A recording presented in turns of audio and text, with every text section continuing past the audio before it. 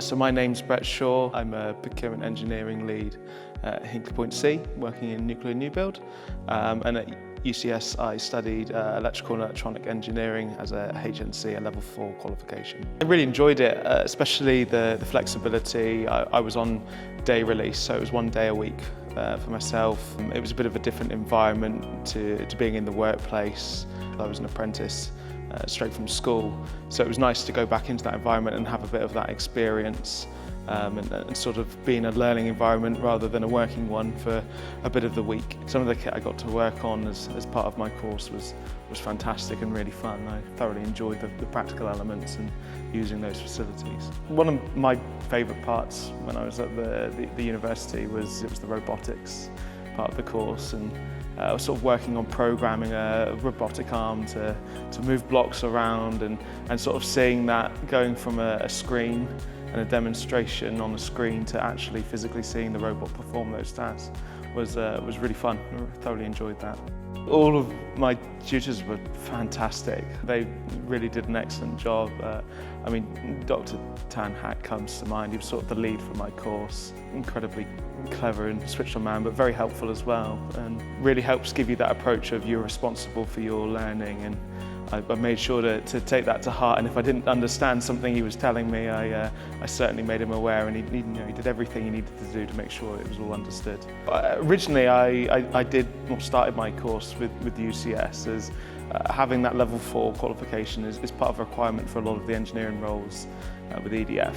So it was something I was starting to move into a more engineering role. So before it became a stopping point in my career, I wanted to make sure I had that qualification. So that's how it really started, was just a qualification to be able to progress my career. But I think over those 2 years, I seriously learnt a lot of incredibly useful information and techniques that I've applied. It's just sort of helped me all round be better at my job, especially the technical aspects of it. So that was sort of something I was hoping I would get out of it, but I was really pleased that I definitely got out of it.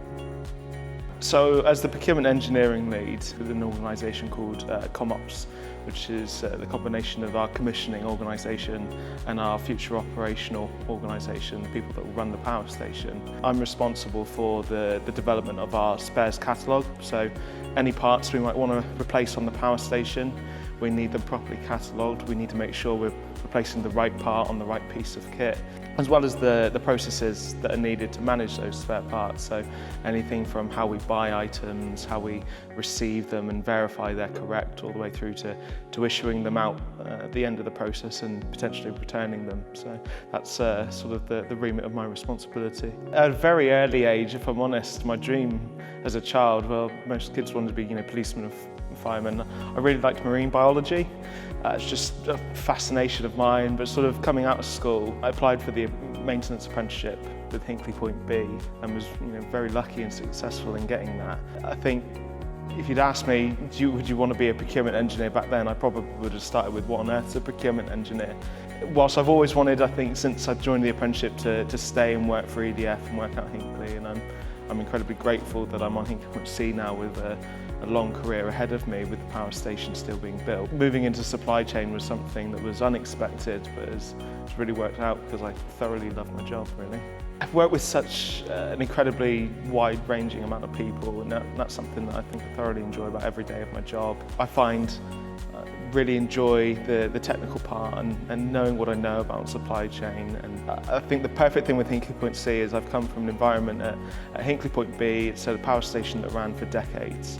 The processes and the way things were done were very well defined, which was great, especially when you need to learn a job.